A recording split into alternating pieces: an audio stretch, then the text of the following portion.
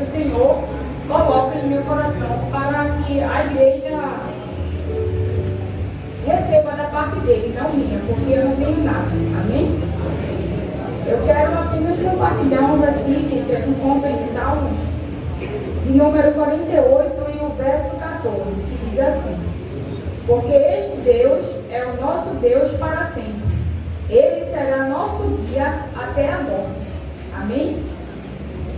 Quando a gente se depara com essa palavra, né, guia, meio que instantaneamente, automaticamente, a gente associa como guia aquele que conduz, aquele que dirige ou aquele que mostra o caminho. Não é verdade? Só que nós, enquanto pessoas que confessaram, né, e a aceitação como Jesus Cristo, como nosso Salvador, às vezes a gente esquece de fazer dele o nosso guia, não é verdade? E um dos primeiros passos para a gente receber o Senhor como nosso guia é inicialmente reconhecer que a gente é limitado, que a gente é falho, que a gente é fraco, e lembrar do sacrifício que ele fez na cruz do Calvário por amor a gente, né? Porque se não fosse Jesus, a gente não estaria nem aqui. Então, para a gente verificar essas palavras, né, com base bíblica, a gente vê lá em só um momento. Em Provérbios, se vocês quiserem acompanhar, em Provérbios, capítulo 3, versículos 5 e 6, que diz assim: confia no Senhor de todo o teu coração e não te estribes no teu próprio entendimento. Ou seja, além de confiar, né, no Senhor de todo o nosso coração, tá? É com sinceridade mesmo. E a gente não pode se ater aos nossos próprios entendimentos. O que isso significa? A gente não pode se apoiar na gente, porque a gente não consegue nada. O Senhor disse que sem Ele a gente não pode nada, sem Ele nada poderíamos fazer. E o verso 6, a primeira parte diz: reconhece-o em todos os teus caminhos. Tudo que a gente tem em nossa vida, a nossa própria vida, foi o Senhor que deu.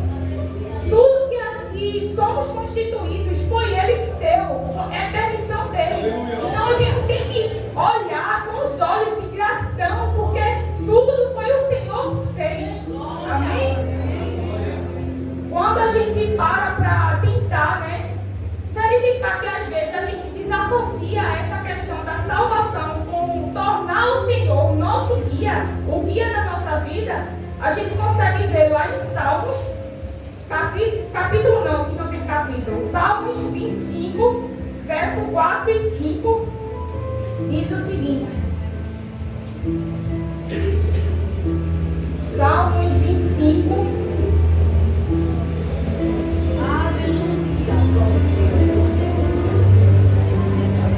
versículos 4 e 5. Faz-me saber os teus caminhos, Senhor. Ensina-me as tuas veredas. Guia-me na tua verdade e ensina-me. Pois tu és o Deus da minha salvação. Então, se o Senhor é o Deus da nossa salvação, a gente tem que fazer o quê? Ser guiado na verdade dele. Certo? Só que, às vezes, a gente tem uma certa, né, dificuldade em relacionada a quê, né? Se o Senhor é o nosso guia, claramente a gente precisa sentir a presença dele. E a gente pode se perguntar como é que a gente pode fazer isso. Através dos versículos citados, né? A gente já consegue fazer isso. Tornar o Senhor nosso guia, entregando a nossa vida por completo. Não é por partes não, tá? Não é vir para a igreja e entregar o nosso culto aqui para Ele, não. É para a gente entregar a nossa vida por completo.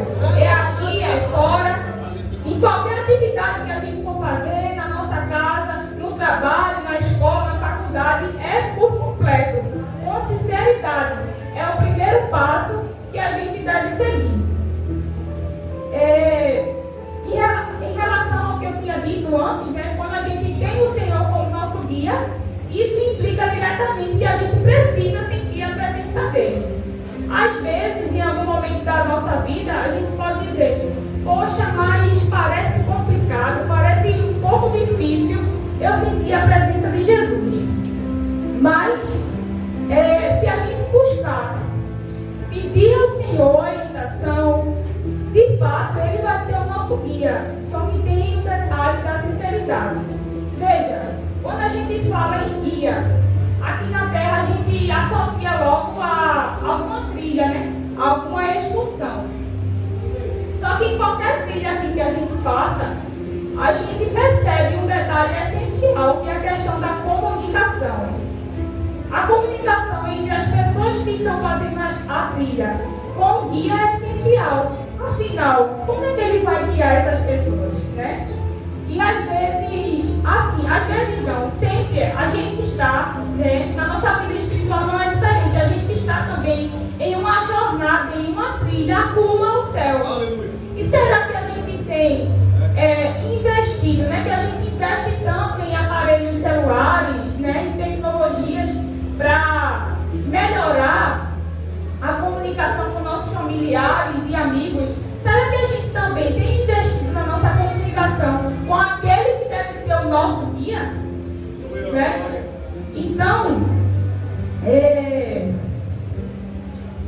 eu gostaria também de dizer que, embora a gente às vezes se ache: mas eu não sei o que falar em oração, eu não sei falar, eu não sei entender muito bem a Bíblia, mas louva o hino, medita, abre a Bíblia, lê um versículo, por mais que a gente sinta naquele momento que a gente não conseguiu extrair tudo daquele versículo, né? Até porque é um pouco impossível, porque a palavra do Senhor diz que ela mesma se renova dia após dia, a cada dia ela se renova e fala conosco. Mas se ao menos a gente parar um pouquinho, falar com o Senhor sobre o nosso dia a dia, às vezes a gente despreza isso, a gente banaliza: isso não é nada, o Senhor sabe já de tudo, para que eu falar? Ele é onisciente, a gente sabe, mas você quer mais alguma característica de intimidade com alguém, de falar sobre o seu próprio dia?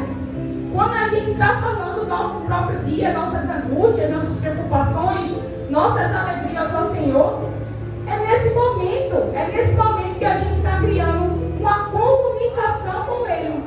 E Ele se agrada. Embora Ele saiba, a gente precisa entrar em comunicação com o nosso guia. Amém?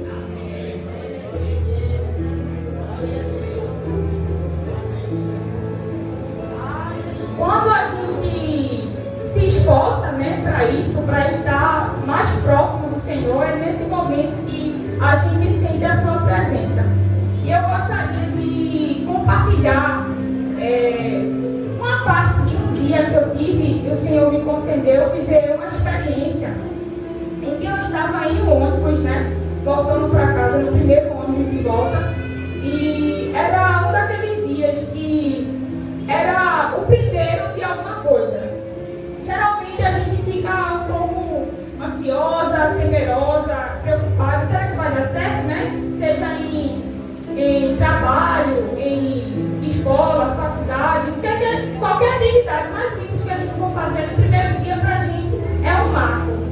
E eu fui para uma reunião, já estava voltando, só que de repente eu me peguei chorando no ônibus. E eu fiquei um pouco preocupada, porque eu não estava